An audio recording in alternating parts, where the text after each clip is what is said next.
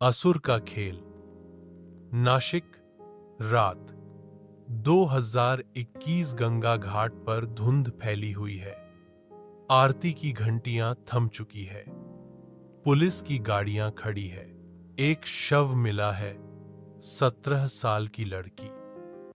उसका चेहरा मिट्टी से रंगा हुआ, माथे पर राख से बने अजीब चिन्ह, शरीर पर गहरे जख्म और हाथ में लिखा हुआ शब्द कसूर। हर हत्या सिर्फ मौत नहीं होती, कभी कभी वो एक संदेश होती है। मुंबई से क्राइम ब्रांच की टीम आती है। डीसीपी अनिरुद्ध जोशी 45, तेज, तर्रार, लेकिन अंदर से टूटा हुआ। क्रिमिनल साइकोलॉजिस्ट डॉन रिया देशमुख 38, शांत दिमाग लेकिन अतीत से परेशान।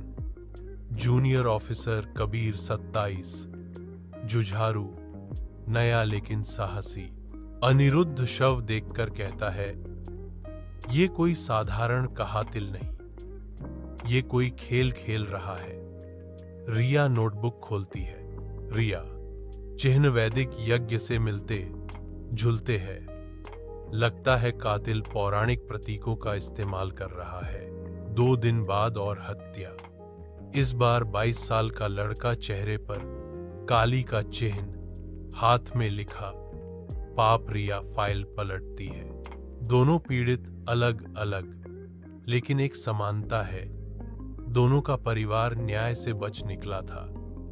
लड़की का पिता भ्रष्ट नेता, लड़के का चाचा बलात्कारी। दोनों केस कोर्ट में दब गए। अनिरुद्ध समझ जाता है, कातिल सिर्फ मार नहीं रहा, वो इंसाफ कर रहा है अपने तरीके से। रात को अनिरुद्ध को एक ईमेल मिलता है। विषय असुर का खेल।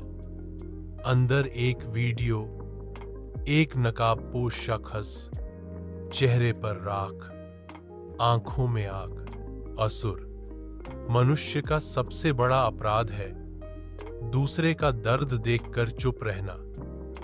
मैं असुर हूं, मैं वही हूं जो उनके लिए न्याय लाऊंगा। हर पापी का खून गंगा में बहेगा। अनिरुद्ध गुस्से में फुसफुसाता है, तू पागल है, तू खुद भगवान बन बैठा है। रिया पैटर्न समझाती है, कातिल पौराणिक ग्रंथों से प्रेरित है। हर हत्या एक यज्ञ की भेंट है, और अगला निशाना वही होगा जिसने धर्म का उल्लंघन किया। कबीर हड़बड़ाकर कहता है, तो अगला शिकार कौन? रिया धीरे से बोलती है, सूची लंबी है, लेकिन एक नाम खास है, जज महेश्वर शुक्ला, जिसने इन दोनों केसों में दोषियों को बचाया था। टीम जज की सुरक्षा बढ़ाती है, लेकिन आधी रात को जज का शव उनके ही बंगले में मिलता है। गले पर लिखा है धर्म। अनिरुद्ध टूट जाता है। हमारे होते हुए भी वो हमें मात दे रहा है। रिया गहरी सोच में पड़ जाती है। ये सिर्फ सीरियल किलर नहीं, ये शख्स हमें चुनौती दे रहा है। हर हत्या से पहले हमें संदेश देता है। अचानक अनिरुद्ध की बेटी आर्या 17 गायब हो जाती है। घर में एक पर्ची मिलती है, तेरे कसूर का समय आ गया। अनिरुद्ध पागल सा हो जाता है। मुझे मेरी बेटी लौटा दो, मुझसे बदला लेना है तो ले। असुर का वीडियो आता है। तेरे कसूर सबसे बड़े हैं अनिरुद्ध, तूने निर्दोषों को फांसी दिलवाई, तूने मेरे परिवार को बर्बाद किया। अब तेरी बेटी मेरी अगली आहुति है। अनिरुद्ध और रिया जीपीएस ट्रेस करके असुर तक पहुंचते हैं। त्र्यंबकेश्वर मंदिर के पीछे जंगल, आग के चारों ओर असुर खड़ा है। आर्या रस्सियों में बंधी हुई।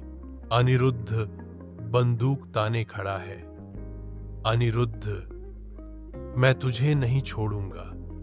असुर हंसते हुए, मैंने कहा था ना, हर इंसान का सबसे बड़ा दुश्मन उसका कसूर होता है। अचानक गोलियां चलती है, धुआं छा जाता है। जब साफ होता है, आर्या बच चुकी होती है, लेकिन असुर गायब। रिया फाइल बंद करती है। कहानी खत्म नहीं हुई। असुर अब भी बाहर है। अनिरुद्ध खिड़की से बाहर देखता है। बारिश हो रही है। दूर से वही गहरी आवाज गूंजती है, मैं लौटूंगा, हर कसूर का हिसाब हो।